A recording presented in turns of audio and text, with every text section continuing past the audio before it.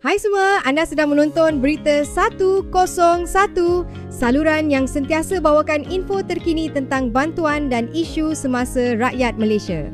Kalau anda baru pertama kali ke sini, jangan lupa tekan butang subscribe dan loceng supaya anda tak terlepas berita penting macam ni.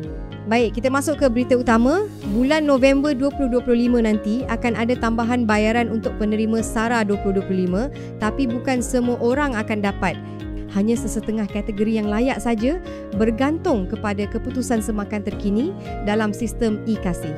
Macam ni ya, semakan dalam e-Kasih tu digunakan untuk tentukan siapa yang dikategorikan sebagai miskin atau miskin tegah. Jadi kalau nama anda baru saja naik taraf masuk ke dalam senarai ini, anda mungkin akan dapat tambahan bayaran SARA bulan depan. Sebagai contoh, untuk kategori isi rumah, kalau sebelum ni anda bukan dalam data e-Kasih miskin atau miskin tegah, anda cuma dapat RM100 sebulan.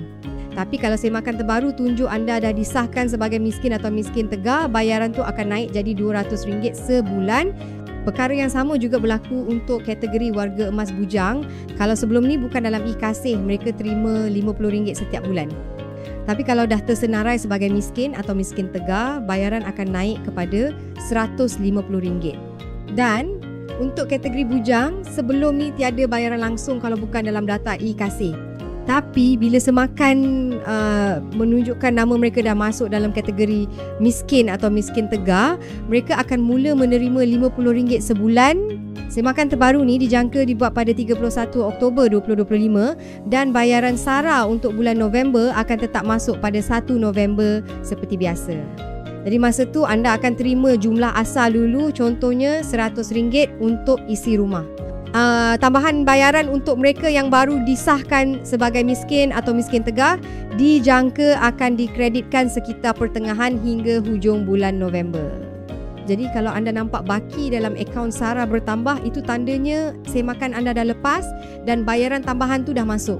Cuma satu perkara penting, baki dalam akaun SARA 2025 hanya boleh digunakan sehingga 31 Disember 2025. Kalau ada baki yang tak digunakan lepas tarikh tu, amaun tu akan hilang begitu saja.